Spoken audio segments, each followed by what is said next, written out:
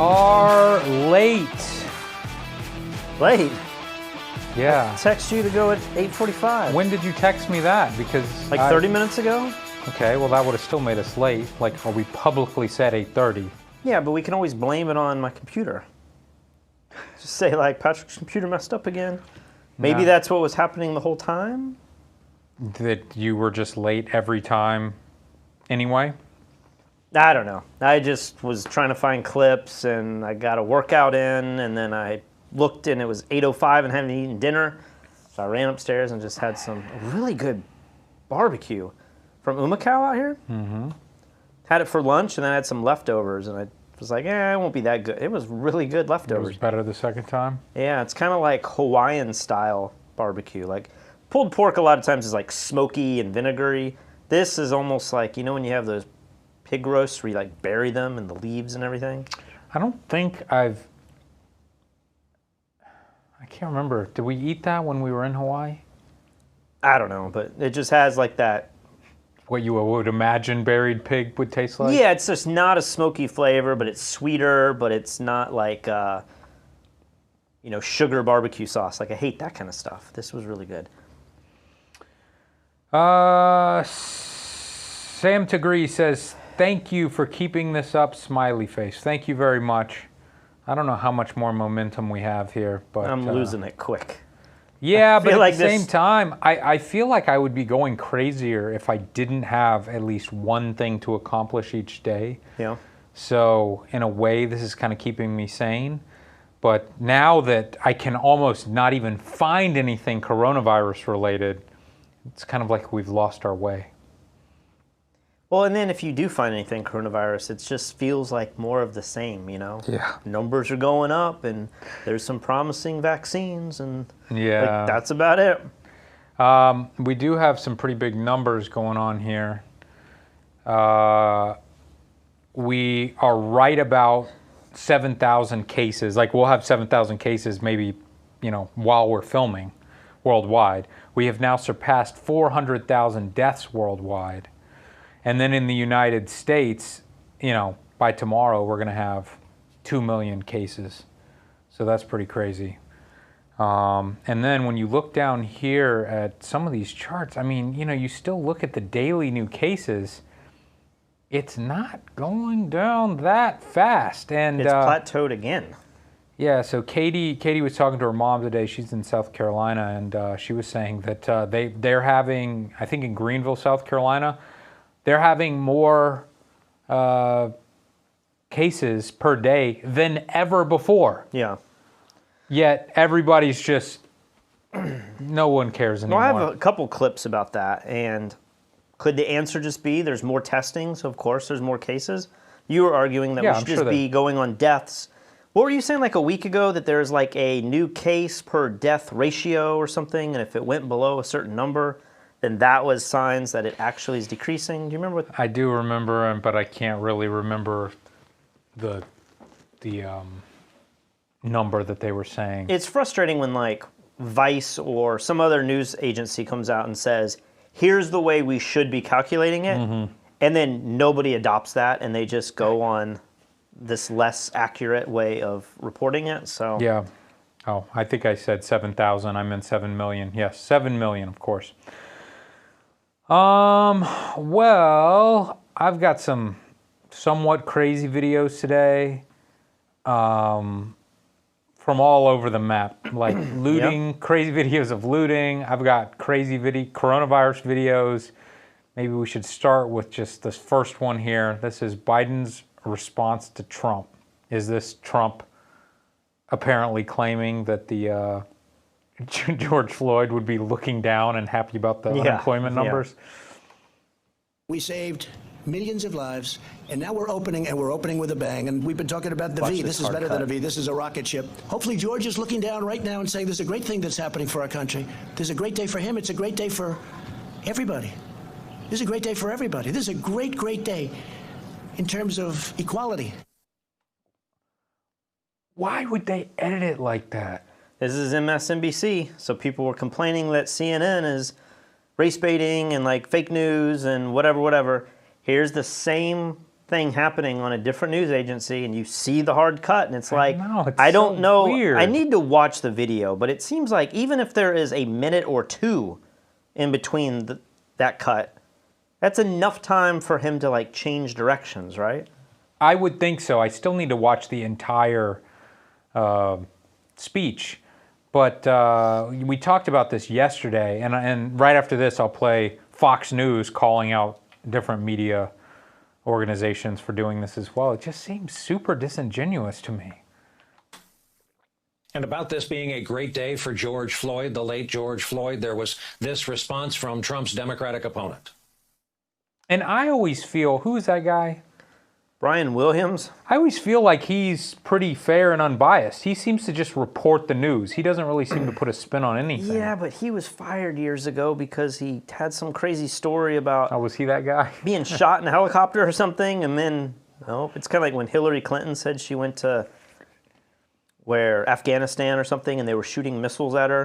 Yeah. And then they show the clip, and like, nothing happened. I don't know why these people make up these stories. We're speaking of a man who was brutally killed by an act of needless violence. George Floyd's last words, "I can't breathe. I can't breathe," have echoed all across this nation and, quite frankly, around the world. For the president to try to put any other words in the mouths of George Floyd, I frankly think is despicable. Our Washington Bureau tells me, though the night is young, the president set a record for his presidency at 197 tweets and retweets just today. What was that number? 190? 197 tweets and retweets in one day? I got to get on the Twitter, man. I mean, I'm having trouble just finding news clips all day long. I think I came up with like 5 or 6. He's retweeting and tweeting 197 times. That's unbelievable. Oh my God. I had no idea that's what he's up to. I've never looked at his Twitter before, so I don't know what it's normally. I keep wondering if it's him or a team of people, because it's got to be him. All huge groups of, agencies and stuff that have a Twitter handle, they have, people that help with that. The reason you would think it's Trump is because so many crazy misspellings and stuff come out. But, I mean, is he going to stop in this moment and retweet? Like, do we have video of him tweeting? Yeah, that's true. I've never seen. I don't think I've ever seen him holding a phone before. Conspiracy theory? Though, again, we have less than an hour to go. As for the president, he spent the rest of his day in the state of Maine, touring a company that makes equipment, mostly swabs, for coronavirus testing. There, he continued calling for the reopening of the U.S. economy while taking a broad swipe at the Democratic governor, Janet Mills. Why isn't your governor opening up your state? I don't know. We don't know. All these states are being opened. They're making a lot of money. That's why we had the good numbers today. You have a governor that doesn't know what she's doing. And she's like a dictator. Yes, she is. Why isn't she opening up your state? Like that poor woman is putting the swabs and packaging them, and then Trump just grabs one and like opens it. And... Well, yeah, I don't know. I mean, I feel like that's kind of crazy. And then here's Fox News calling out media for that thing. After President Trump heralded the new jobs numbers in the Rose Garden today, the media engaged in such a disgusting, perpetual smear job that we felt that it was our duty to call it out and the perpetrators. The claim was best summarized by Bloomberg News reporter Eric Wasson. He said Trump says he hopes George Floyd is looking down from heaven and happy about the strong jobs numbers. Well, that is a lie. And that lie spread like wildfire among more prominent members like CNN's Jake Tapper and the New York Times' Peter Baker. It even made its way onto the cable airwaves. On MSNBC, Michael Steele, former RNC chair, that's embarrassing, called Trump's comments borderline blasphemous. Now, if the president had actually said what those media members were alleging, then his comments would be out of place, and I'd call them out. But since we won't lie to you, here's what Trump said in its entirety. Now, I know I played this yesterday, but just in case anyone's new, I feel like this is pretty important to see for yourself, so I'll play it. Equal justice under the law must mean that every American receives equal treatment in every encounter with law enforcement, regardless of race, color, gender, or creed. They have to receive fair treatment from law enforcement. They have to receive it. We all saw what happened last week. We can't let that happen. Hopefully George is looking down right now and saying there's a great thing that's happening for our country. There's a great day for him. It's a great day for everybody. This is a great day for everybody. This is a great, great day in terms of equality. It's really what our Constitution requires, and it's what our country is all about. He's talking about So they go on and just talk about how ridiculous it is. I don't know. I mean, I'm sure his speech was a lot to do about the job numbers and everything. But like you said, he seemed to kind of change directions and say nice things about George Floyd. Well, there was another classic case of this that, you know, I don't remember if it was when we were doing the coronavirus journals or slightly before all of this started, but it was the narrative that, like, Trump said that the coronavirus was a hoax. And unless he said that again and actually said it is a hoax, I think that was a hoax or a fake news story, because he said something like it was a hoax that they had the Russia collusion and that they had something else that they wanted to get him on. I can't even remember at this point. And then he started saying, but this is a new low where they're trying, like, he didn't say the virus was a hoax, but he put it in a sentence to where if you chopped it just right or took it out of context, you know, you could say... I mean, he was obviously very wrong about the virus. He was wrong. Like, he said that this is them trying to hurt him, but he never said the virus itself is a hoax. Right. You know, much like he didn't say it's a good day for George Floyd because the stock market has rebounded. Right. However, we have a news clip here. Let me say thanks to Petros for the super chat. He says, thank you for sticking with it. Don't stop. Your down-to-earth style and common sense approach to the news is refreshing. We are lucky to have you. And Mario just came in as well and says, watching live from Switzerland. Never missed an episode since day one. We were having around 20 new cases per day. I mean, 20 new cases per day seems like you've almost abolished it. That seems like such a low number. Now, maybe if the vast majority of people are asymptomatic or not getting tested, maybe it's hundreds of new people are getting it a day. You remember back when the NBA canceled, weren't we at 20 cases a day? Yeah, but we had like no testing around at all then. All right, so what clip did you want? Well, before you play the one, because I want to, we've been bashing MSNBC and CNN. I think there's room to bash Fox News too, because we're fair.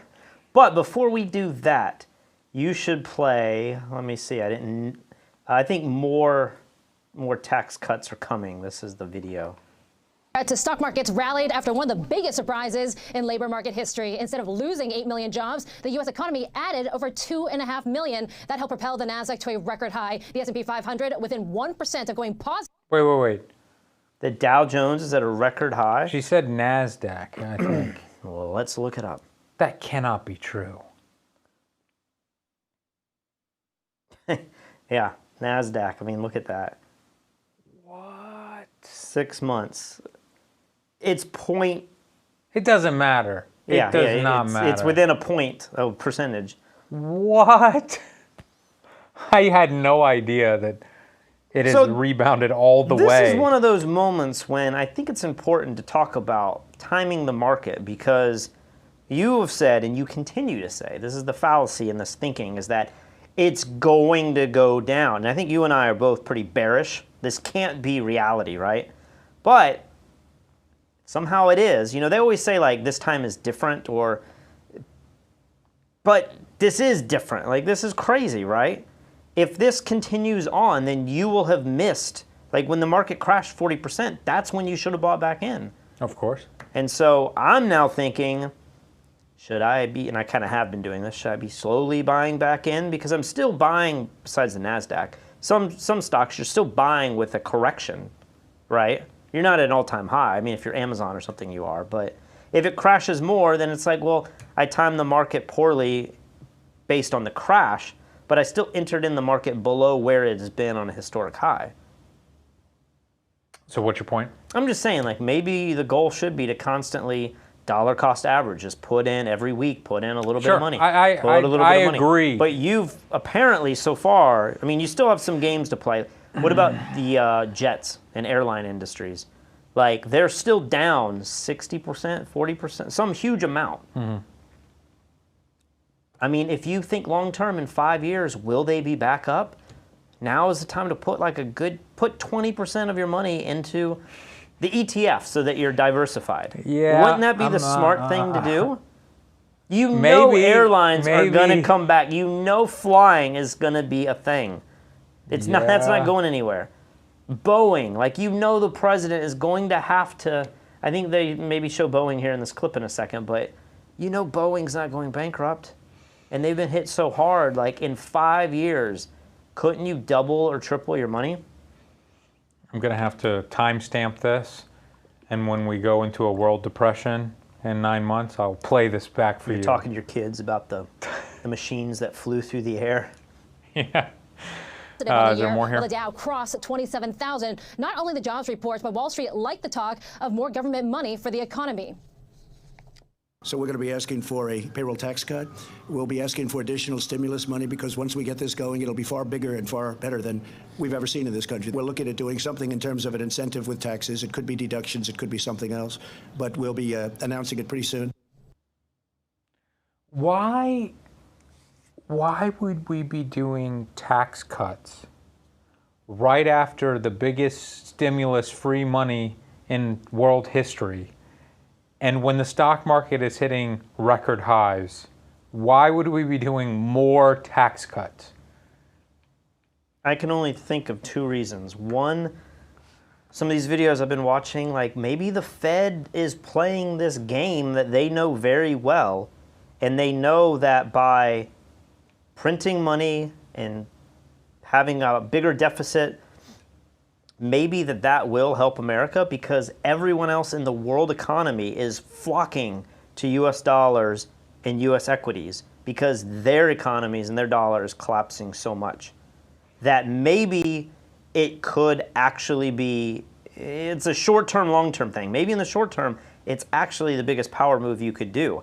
I'm not educated enough in financial policy and fiscal policy to know, monetary policy, to know these games. And even the people that do know them still debate each other, you know? Peter Schiff knows very well what's going on, and he's still arguing like this is the end of the dollar, right? Yeah. But there's other people that are saying, no, that's not what's happening.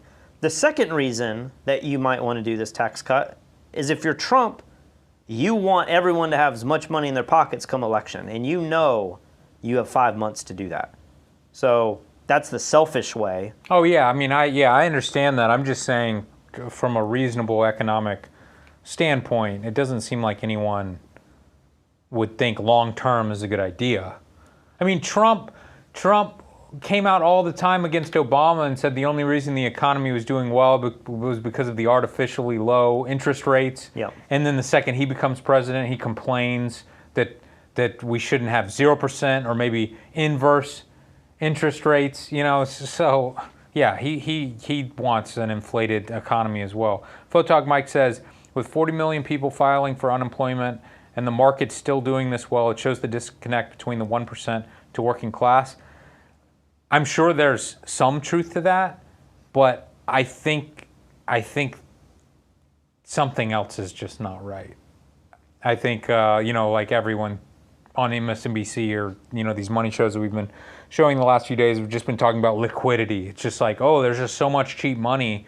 You would be dumb not to take out all these loans and pour more money into the stock market. Photog Mike also says payroll tax cut does nothing if you're unemployed. Yeah, that is true. But it does put more money in your pocket as an employer. And if you say, man, I got extra money, I could employ somebody, right? Well, hold on. How would that work? I thought the employment taxes were coming out of your paycheck. Do you think 50% of that is the employer's? Yeah. If you're employed, it's 50% from your employer and 50% from you. If you're self-employed, it's 100% of yours. It's like 12%. Is that the number? 12 or 13% comes out in payroll taxes. Now, I don't know. Payroll taxes include other things too, like FICA taxes and Social Security. I don't know enough about how all that works to know what taxes he's even mentioning. Yeah. But more the idea, and this is this trickle-down economics, like the more money you keep in your pocket, then you will then spend to use. But you won't do that if the stock market's shooting up. Won't people just put that money in the market? I mean, not the average person, maybe. One thing my sister told me today, because she watches these shows, hey, Lindsay, she told me that we were wrong in that the guy who said he had... I'm not interested in hearing what she has to say. Why? I am not wrong. What are you wrong? I'm joking. No, it wasn't about us being wrong. Oh. Somebody said that he applied for 150 jobs or something, and we were like 147. And she said that there's. She sent me 200 and something. She sent me the article, and it's like Section 8 says, during the pandemic, you do not actually have to apply for jobs to keep your unemployment. And I was like, well, then why is anyone applying for jobs? Well, and she was just like, you're responsible. Yeah, she was like, because I fear that like in a few months there will be no jobs and my unemployment will be gone and the extra $600 will be gone. But I was just thinking, how crazy are we when we have the internet? Yeah. We have ways to apply for job openings. In fact, that's probably the only way I would apply for a job. You know, I wouldn't be walking into Staples and Target and stuff looking for jobs. But it just seems crazy to say that like you legally don't have to be applying for jobs to stay on unemployment. But people are saying over 400 jobs. Tim King says 793 jobs, maybe 900 jobs. It was over 400? Who knows? Tom T, thank you so much. Big super chat. He didn't even have anything to say. He just wanted to donate money to the cause. Thank you, brother. We appreciate it. Did you have something about Fox so the News? next video is, you have to go 2 down to social justice. So this is the same exact news story, and I'm sure you saw this one on Fox News. I'm not sure I did. America's biggest company, Apple, hit record highs Friday, along with shares in Home Depot, beating down travel stocks like airlines rallied. American Airlines up 75% over the past week. Boeing is up over 40%. There's no question the stimulus, that line, a payroll tax cut, talked about, rumored, but he threw it in there again, and that added some fuel to the fire. Stock markets hitting new highs despite the nationwide protests this week. Historically, there has been a disconnect between what investors focus on and what happens across the rest of the country. For instance, in 1968, the week after the tragedy of Martin Luther King, the S&P 500 rose over 2%. Oh, yeah. You sent me a screen capture of this earlier. So this graph went viral this morning because they were saying, how in the world could Fox News be so disconnected to like throw up a graph when some of the worst things, or I don't know how you look at it, like massive things in the civil rights movement, they then compare the moment that happened, what the stock market did during that time, and maybe in some scholarly way there is some interest in this. Like, it is fascinating, but it just seems so strange to like be talking about everything they just talked about. The market's doing so well, and then to put that graph up, doesn't that seem like, if we thought that the other things that CNN and MSNBC were saying was a little crazy, isn't this a little insensitive on the other side? Like, is it insensitive to show statistics and facts though? I don't know. It's weird. Should we continue watching? Do they explain anything? You can hit play. I don't think it's much longer. It's also up the week after the Rodney King ruling, and Wall Street trading on the reopening instead this year in 2020. Now, despite the positive surprise in the jobs market last month, the average Wall Street economist is still predicting the U.S. economy to shrink by at least a third in the year's second quarter from April to June, but may be encouraged now to predict a faster recovery in the back half of this year. I mean, it didn't seem to really no, it didn't. fit Yeah, in there at all. I don't know what to say about that because it seemed like they kind of arbitrarily picked 4 killings. I mean they were all 4. Like black, horrific killings or whatever. But I'm sure there have been many more that they didn't add. Oh, so it almost, there's plenty of black murders to pick. But it just seemed like they it didn't seem like it was Martin Luther King, like the biggest one ever, and then some other ones. And you could have picked Malcolm X. You could have picked the Rodney King beating, not the acquittal. I think the beating was worse than the acquittal, right? Yeah, my point is like it kind of feels like they arbitrarily picked 4 things that just had stock market growth soon after, But I don't know what the point was.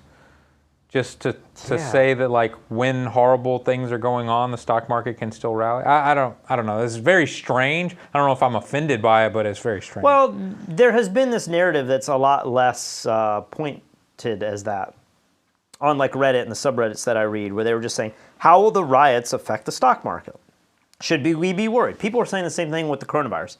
how is the coronavirus in China going to affect the market? And I remember people being like, it's not a big deal. It's going to be like SARS. And then I remember other people being like, I'm selling out now. This is going to be awful. And then it just hit and it was like, oh crap. I picked the wrong side of that coin, right? Yeah. I remember reading about coronavirus back in January and I did nothing with my stock portfolio. And other people are saying, what will these riots have? What's the effect going to be on the economy and on my portfolio? And so like that conversation's been had, but I've never seen where mainstream media showing a story that like the average person doesn't buy stocks, right? I read something the other day that like the entire stock market is owned by like 30% of the world. Maybe less. Maybe it was like 20%. It was like the top 1% of the world owns like 80% of the market. And then the remaining 20% of the market is owned by 19% of the world, you know? And so like the average person doesn't own a stock at all. So like to throw a clip in like that on a non-stock money market type show, it's felt a little strange. I don't know. I mean, it's strange. I will agree with you. It's strange. Well, one article that I was reading, and I've talked about this before, but there's another one that said, since the pandemic, or maybe it was like in the last month or two, in the last 2 months, the wealthiest Americans have made 20, like their wealth has grown by 20%, right? And I was like, here's this news story. Like that seems like a reasonable thing to expect, right? Wealthy people have made 20% more money in 2 months, 2 or 3 months. I wonder how they even figure that. But you look at the stat, and the study was just like they took it right when the market crashed. So if the market has rebounded by more than that even, then of course the wealthiest people have made 20% because they're making it back after they lost it all. Yeah, they're not taking the full year or the 6 months in accounting for the crash. So some of these news stories are just kind of very strange. Sensational. Photog Mike says, payroll tax he mentioned may be split between employee and employer, but it does not help the employee who lost their job and puts money into the economy. True. But we do have unemployment as well. Let's see. Here's some... This is coronavirus news. Yeah. New at 6, a jump in COVID-19 cases as Florida loosens more restrictions tonight. We've seen a spike in the number of new infections. In fact, Florida just had the biggest single-day increase on record. 8 on your side, investigative reporter Masa Saidi is live in the newsroom, and sounds like we're headed in the wrong direction, Masa.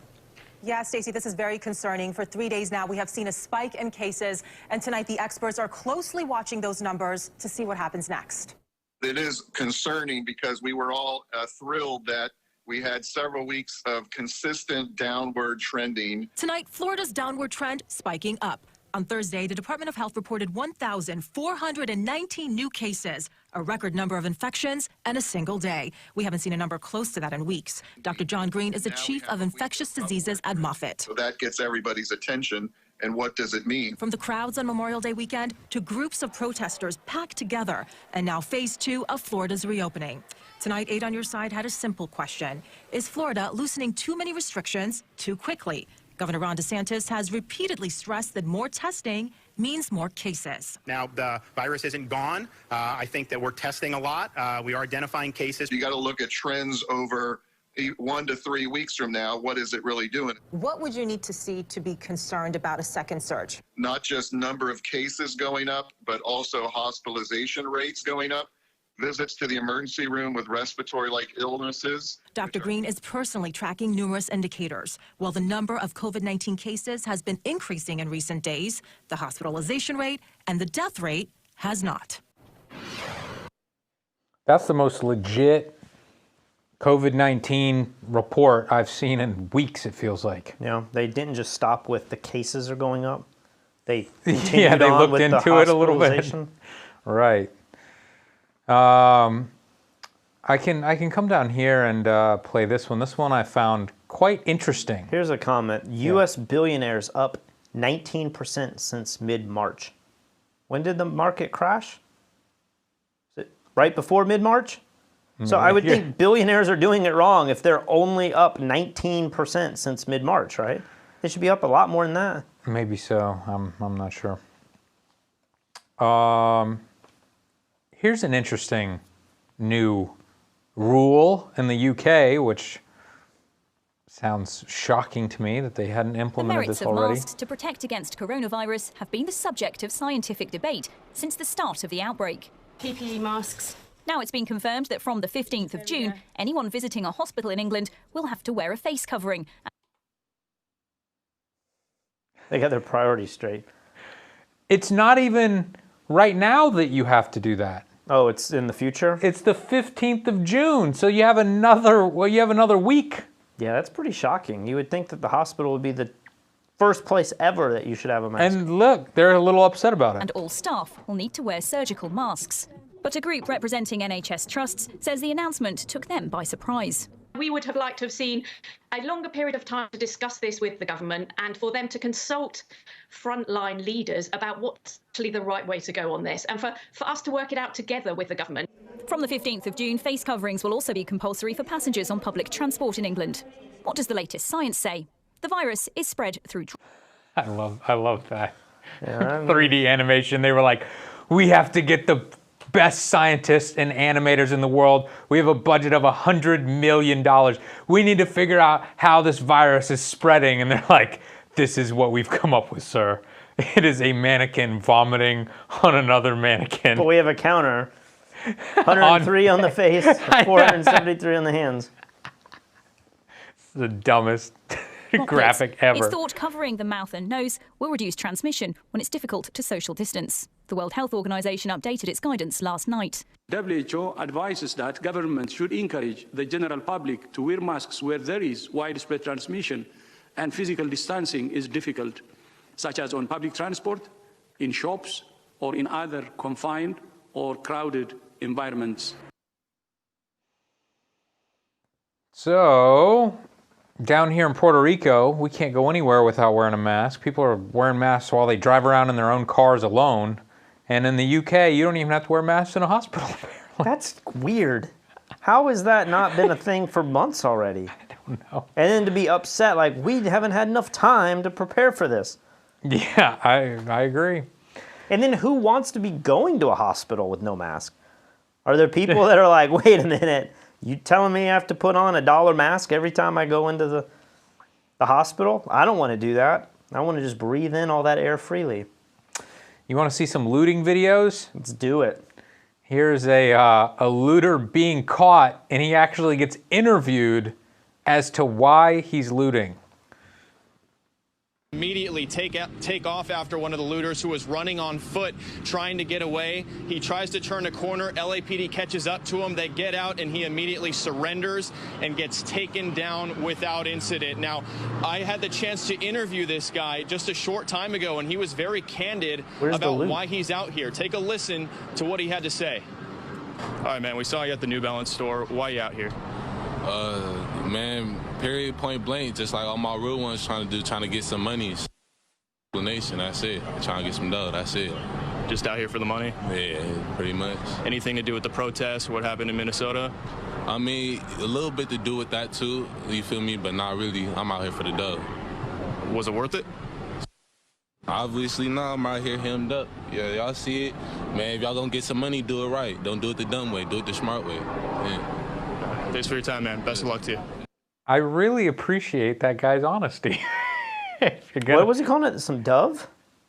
The duds?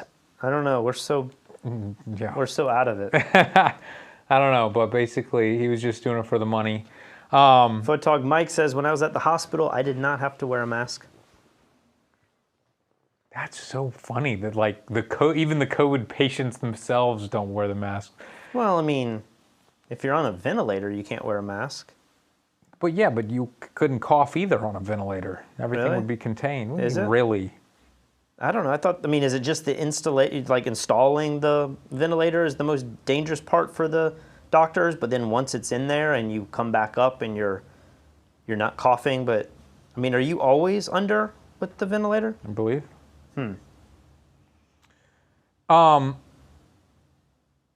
I don't think that you have this anywhere, but they're saying some dough. Did you say dough? Maybe. I don't know.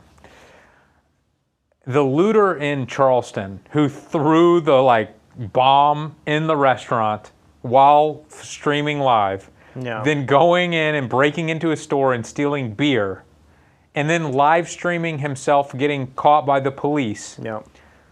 People have made a GoFundMe to pay this guy's bail. Yeah. How much money are they trying to raise for this poor man?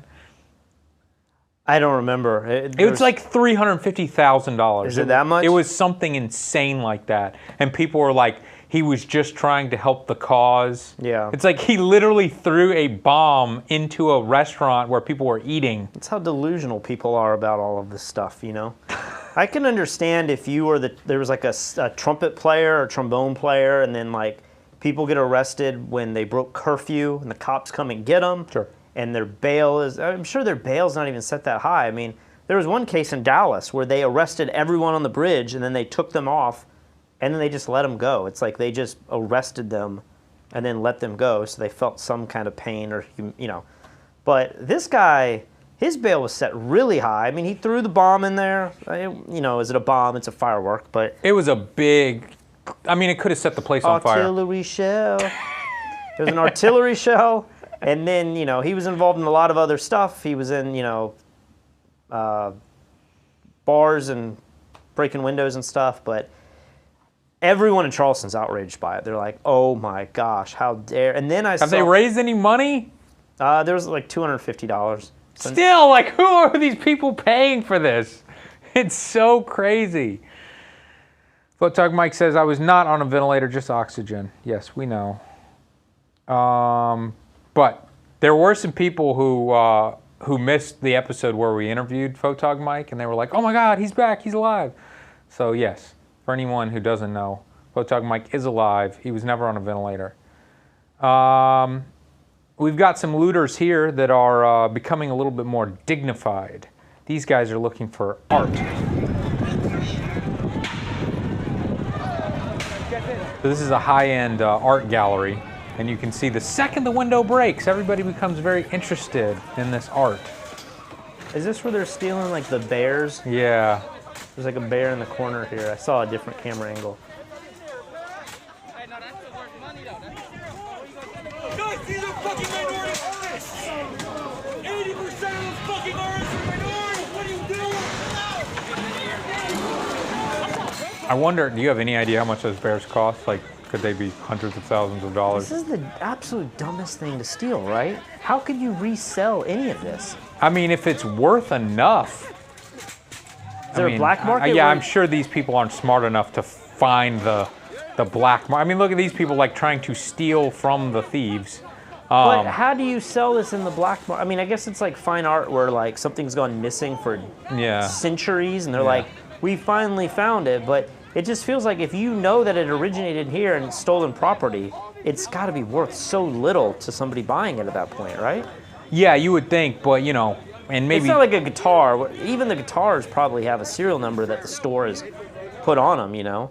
But there's other things like TVs or something that they're just like, it's a loss, you know? Somebody resells them. Shoes, or resell them. But stuff like this, how would you ever resell this and not get caught? Yeah, well, these guys at the end, they do seem to stop any more looting, which is nice.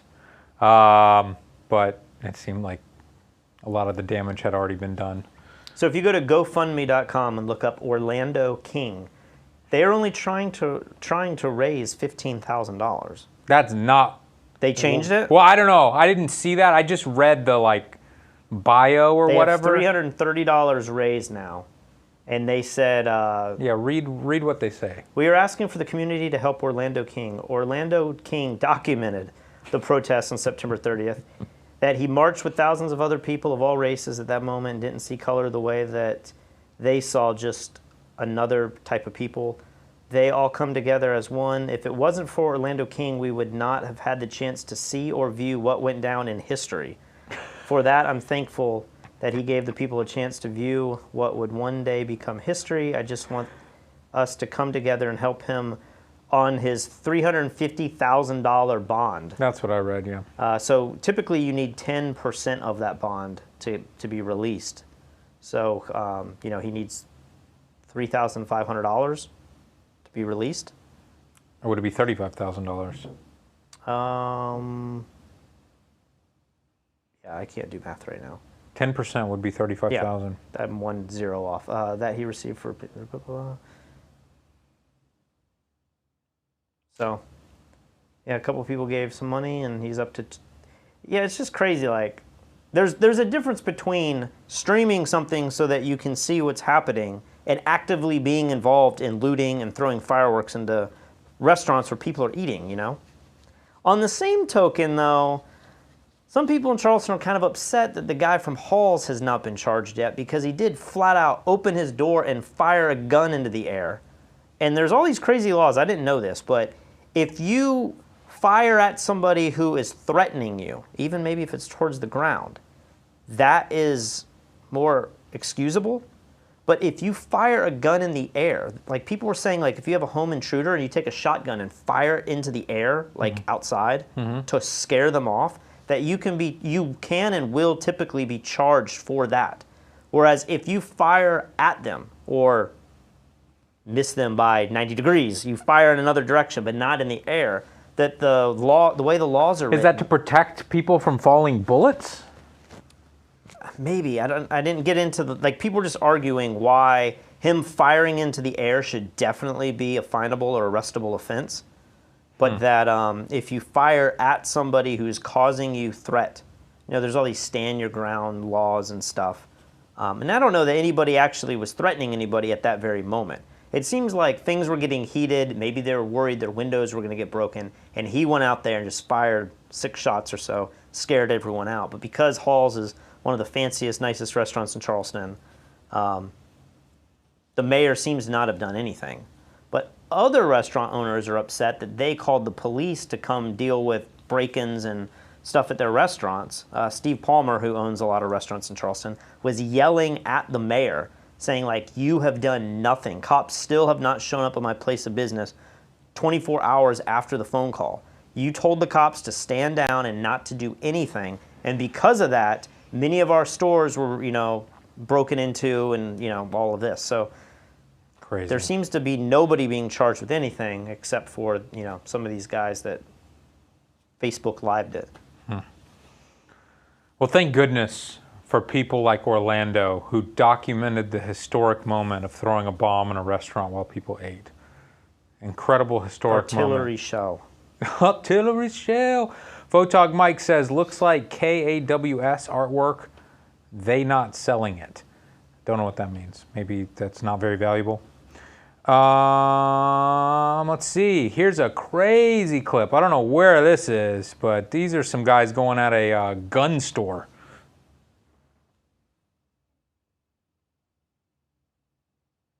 Oh, they got the, this is straight out of like Westworld. They got the truck with the chain and they're going to pull the safe right out.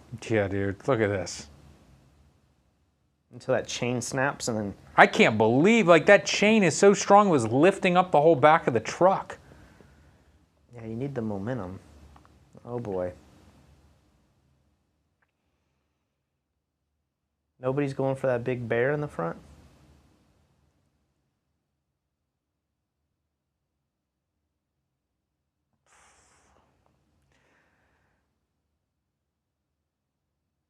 And then, you know, you ask about what people are doing with the artwork. Like, what are people doing with this many guns? Do you just have the guns and the bear artwork in your house? Do you immediately try to sell them? Are you yourself doing crimes with these guns? I don't know. It's so crazy to think that these guys... So, KAWS toys are from Brian Connolly, an ex-Disney illustrator.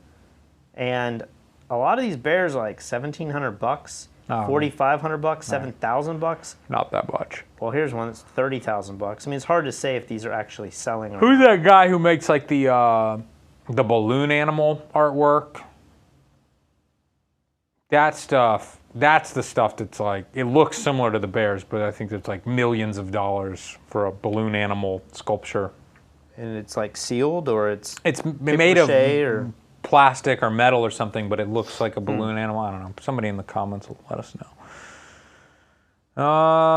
Let's see. Uh-oh, Lee, you got fake news here. Oh, yeah? Stewart at Large. That video of the gunshot break-in was from a few years ago. Thank you, Stewart at Large, for letting me know. Like I said, I couldn't figure out where that was actually from. It was just trending on Twitter before we went live. So pay no attention to that. It has nothing related to the current insanity. Here's some aerial shots of the Philadelphia protest today. Look how crazy this is. Wow. And from what... and they're all going to die. I think, at least during the day, it was very peaceful and everything. Everything that I saw on the news seemed to say that this was a great turnout. But I could definitely be wrong again.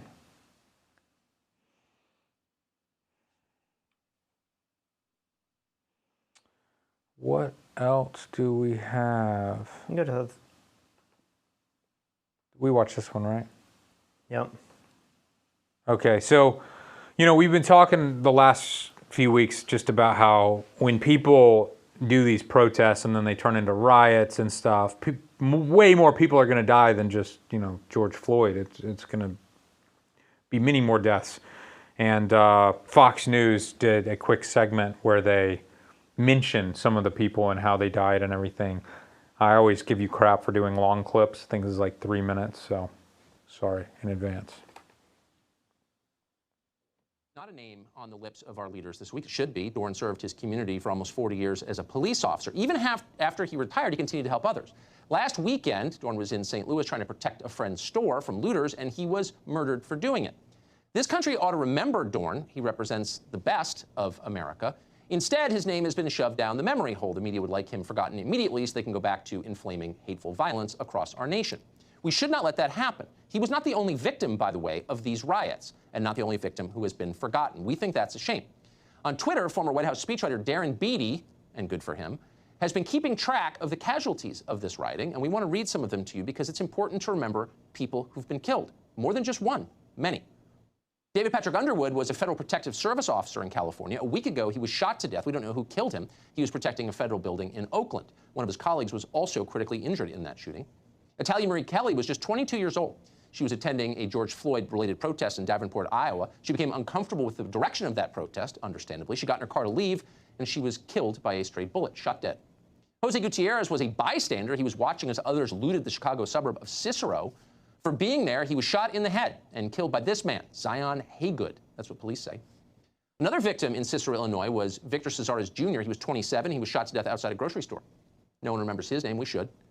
In Minneapolis, Francisco Montiel, who was 46, was found dead next to a burned-out car. Police attributed his death to, quote, complex homicidal violence. That's obvious. He was a casualty of the riots. At least 3 people were murdered during the violence in Indianapolis. One of them was 38-year-old former Indiana football player Chris Beatty. He was found shot to death just outside his apartment. An unnamed Latino man in his 20s was also killed on Sunday in Los Angeles in an area that was completely demolished by rioters. And of course, those are just the ones who were killed. Probably not an exhaustive list. If you know more, please send them to us. Thousands have been hurt, maimed, financially ruined, brain damaged over the past week. Dozens of those are police officers. They were injured trying to protect the public. One of them is Las Vegas police officer Shea McLanis. He was shot during the riot on Monday. The man who shot him says it was an accident. He was just trying to scare away rioters. We don't know the truth, but the man took a bullet to the head. The police officer did. Every one of those people deserves to be remembered. But instead, again, they are forgotten, and they're forgotten on purpose. The press would like these protests to go down in history as mostly peaceful. They're not, and they're not in part because CNN, MSNBC, the New York Times, and many others have been inflaming racial tensions around the country. They're inciting violence. Blackline Build says, Tucker, the human manifestation of a pair of loafers. Doesn't he look like loafers? If you had to say like one object that represents him. What's the there's a subreddit. Oh, it's something like unique put downs or something. That's not it. Yeah. But it's something like this, and it's just strange and unusual. Yeah, but that's Well, today that's on, a perfect explanation. Today on Twitter, I'm sure you saw this. You're a big Twitter fan now. Yeah. My boy Twitter. Cucker Tarlson was trending. Okay. So they just moved the letters to Cucker. Did he do something specific? Yeah, I don't know. Probably. Nobody likes this guy, right? I mean, a lot of people like him. I don't know. And I feel like in this particular clip, I think it is very reasonable to not sweep the deaths from the riots under the rug. I mean, like he said, the officer that was killed trying to stop looters, like that's one of the most horrific things to come out of this. Yeah. And I've heard very few people talking about it.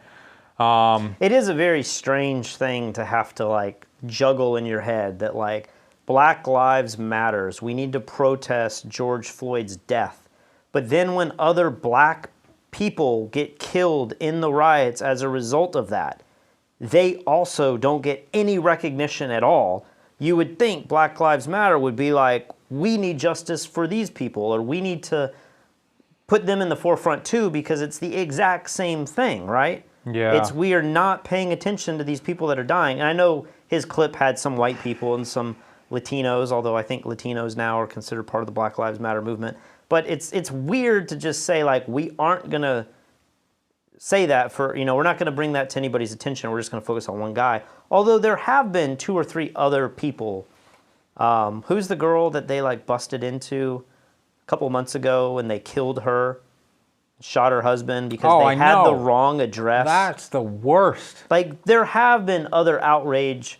There's been more outrage for other people, but I've seen no outrage for most of these people that have been killed in a line of during the protests. There's been one boy who was killed, I think, in Louisville. Like, that kid has gotten some momentum, maybe, but there's a lot of people they're just not mentioning. Yeah. Photog Mike says Tucker was the jam when he wore a bow tie every day. Yeah, he's lost his way for sure. Universal. You seen this clip? I watched this entire video today, Yeah. so I don't know what clip we're about to play here. Nah, just the beginning. Hello, everyone. It is Craig here once again at the Universal Orlando Resort.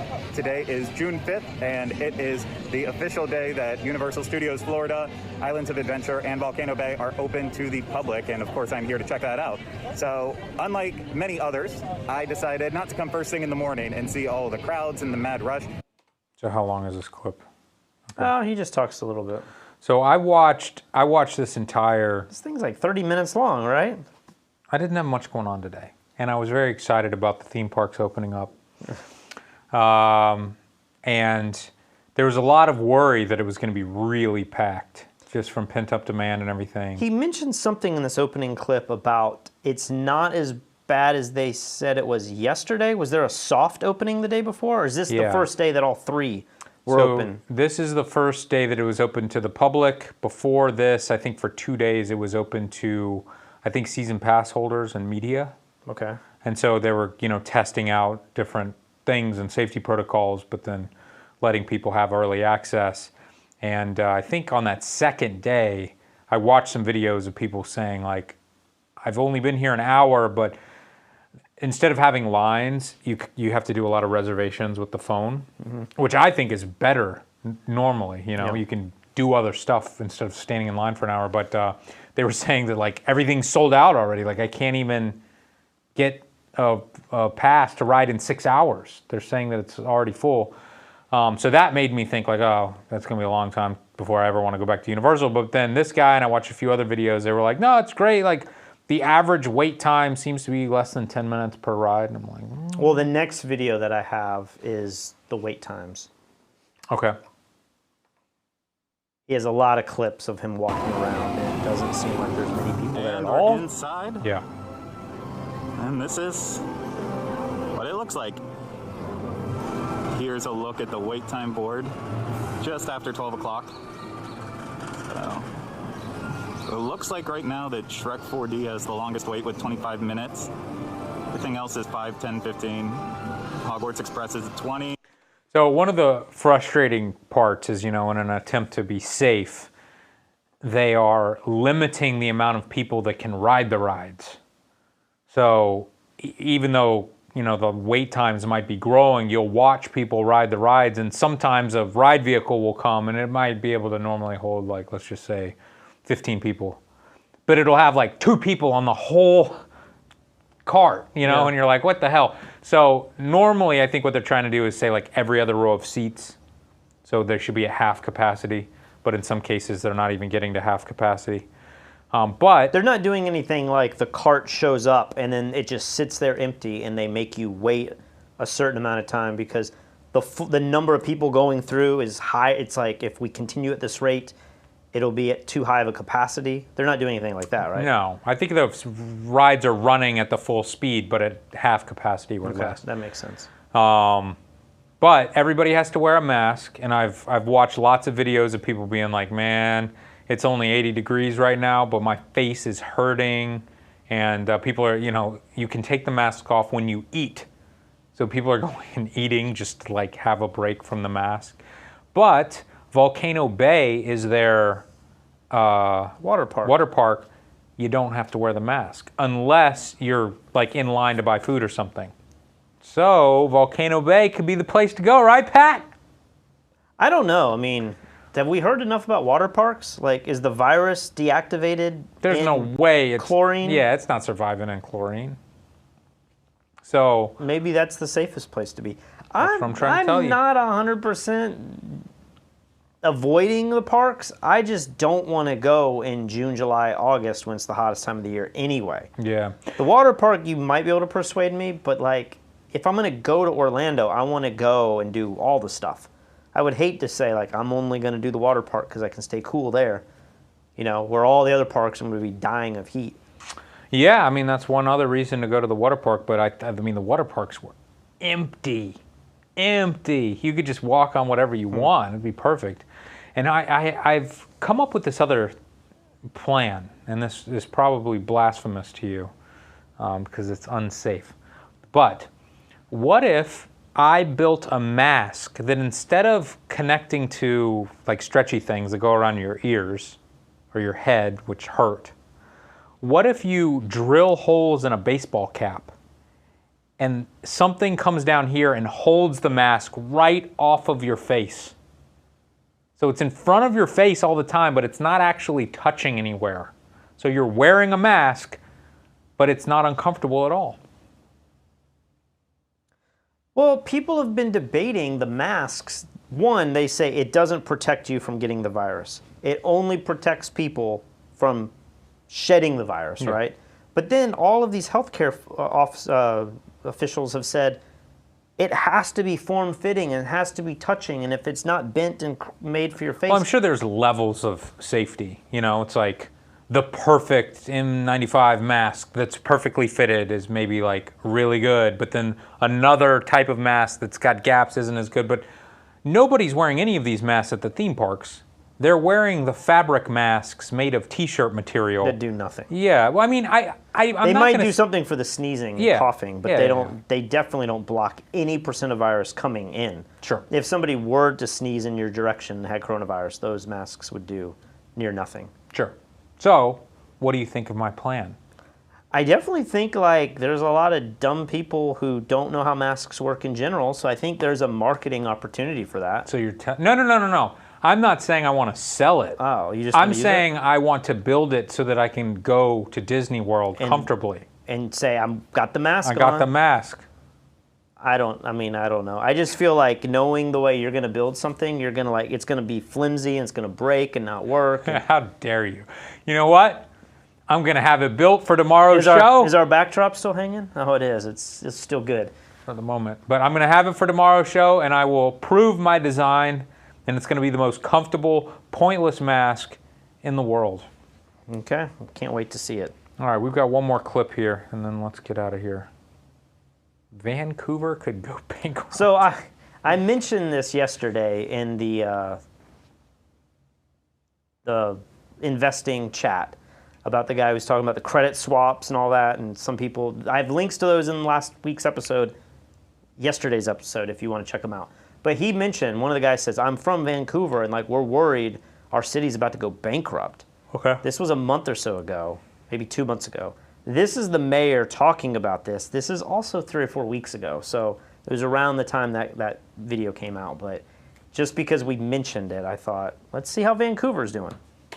Cities across Canada are facing a financial crunch as they fight the coronavirus pandemic and deal with the fallout. But unlike other levels of government, cities can't run a deficit. They have to balance the books by the end of the year. It's the law. That has the mayor of Vancouver fearing bankruptcy. Kennedy Stewart is the mayor, and he joins us now from Vancouver. Hi, Mayor Stewart. Good to see you again.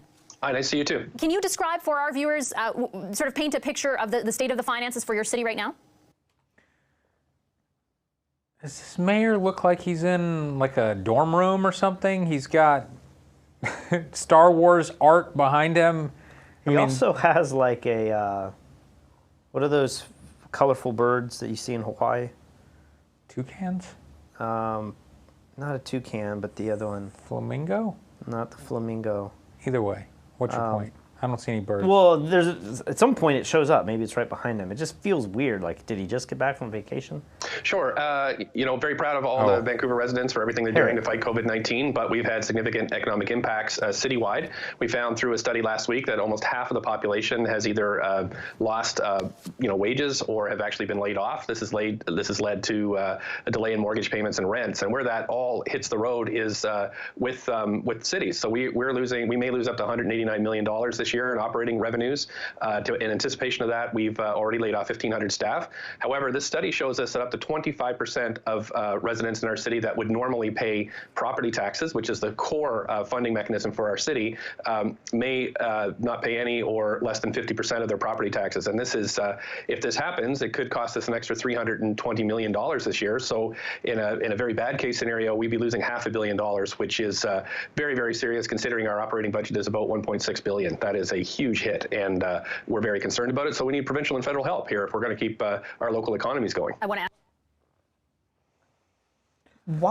We don't know how Canada's tax system works, but why, if you owned a house, would you pay less than 50% of the taxes on your home? Is he saying people are going to go into foreclosure?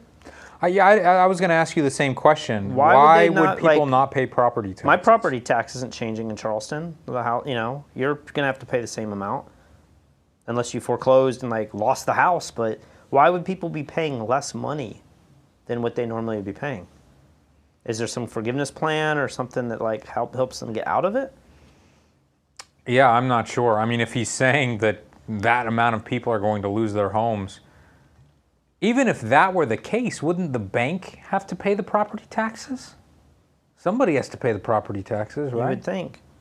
And somebody yesterday was mentioning how much property. I think the guys on the podcast that I was talking about yesterday were talking about this too. How many foreign investors there are in Canada and in Australia, that so much of their biggest export is property and real estate.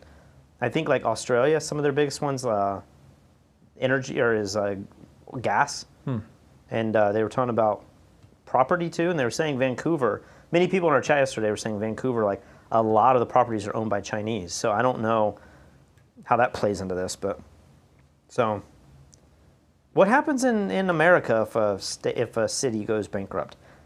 She opened that up saying they have to balance their books. That's the law. Yeah. Do we have that law in America? Do you have to have a balance? I don't know what happens when a state goes bankrupt. But I mean, it makes sense if you spend every cent you make as a city and state, and then all of a sudden you start making 50% of the income from taxes as normal, what do you do? Federal government just prints more and it's not a problem, but what do states do? Something to look up for tomorrow. I thought we were supposed to talk about coronavirus. I thought this was only going to be a few months. Here we are. I feel like we're just waiting for things to get bad again so that this part of the document, recording our diary, this will be the part where people say it got really interesting in the middle. They just start talking about riots and the stock market, and then it came back and this is needed. But if it never comes back and somehow we made it through, then the only thing left to really talk about is the conspiracy theories and what just happened and how does it make sense. Yeah, I don't care to. But then at some point we have to just say, all right, it's all time to get back to work and just act like that was a weird couple months. What we could do, and people recommended this, is that we could move to a weekly wrap-up video where we get back, we're making photography content. I mean, I've been telling you and everybody, I want to start doing a live photography-related news show. Right. I think that could be really fun. Do you get any idea, like, or any feeling that there is photography news going on out there? Yeah, I do. Yeah, but it's not just photography news. I mean, you know, something I brought up the other day, I was like, did you know the Nikon D6 came out? I had no idea that camera came out. I can't remember if I knew or not. Like, that's how uneventful it was. I know. I remember the video we made about what will it be in some of the rumored specs. Yeah. But then I can't remember if we did a follow-up video on that. I don't think we did. I thought we were waiting for it to come out, and then I just never heard about it again, but apparently it did come out, and no one likes it. They don't like it? I mean, I think it's just like a minor upgrade. So I don't know, but this is stuff that we could talk about in the photo show. There's other tech stuff that's coming out all the time that's just interesting stuff. I mean, you know, the fact that Adobe just came out with a way to do GPU encoding with Premiere. I don't know if you've used this yet. It's way better. Updated. Does it work live or it's just exporting? Because my computer is lagging so much. Like, if I've been throwing in Nikon files. Like, we do a lot of picture in our videos, and it's like I can chop up 4K footage perfect. The second that I throw a couple images in there, they could be full res, you know, 40-something megapixels, or I could downsample them to 5 or 6 megapixels. Premiere just stops working. It starts glitching out, and it's like, it's the photos. Yeah. So if the GPU isn't helping that, I don't think it's helping. Then all it's doing is speeding it up when I hit go. Well, that's the least of my problems usually. It's not the least of my problems. I always find it very annoying where it's like, all right, I'm done. I got to get this up on YouTube, but now I have to wait an hour for it to export, and now it'll export in like 20 minutes instead of an hour, so it's pretty significant. But anyway, there's lots of details like that. Cool new laptops and stuff coming out. You know, we bought that new Alienware laptop. I think there's stuff like that to talk about. Anyway, we're getting off topic. Zach J gave $5, and he says, we are just $6,980 left before I get to shave your head. Is it it's shaving or it's just giving me a haircut? I don't know. I do need to do something. Kristen wants to do like some engagement photos. I'm like, sometimes I go back and I grab screen captures for the thumbnail. And my hair is so short, and now I'm like, it's getting pretty long. I need a haircut. Yep. But I don't know if I trust anyone down here to do it. I've never gotten a haircut in Puerto Rico. I've always happened to get it when I'm like in another state. Well, we got a little, haircut place like right in our plaza. Yeah, Nerd45 says Nikon is on the verge of bankruptcy. I saw that Tony Northrup had a video about what happens if your camera company goes bankrupt. Yeah. We've been kind of talking about that between the two of us for a couple years now. Yeah. It seems like their quarterly reports are always worse and worse and worse. Can't be good now, but... Yeah, and then when they release their flagship camera and we don't even know, that seems pretty bad. But we have been thinking about other things recently. We've been a little out of touch. All right, guys, thank you all so much for watching. Remember to hit the like button. We're starting to now get big enough that the haters are starting to show up a little bit. And so, like, when our videos do better, we have a much worse downvoting rate because, people who don't know what the heck this is. And so you could outweigh them with your upvote. And please subscribe if you like this content. It's a new YouTube channel, so we're trying to push it. Anything else you have to say to the people at home, Patrick? No. With that, good night, everyone.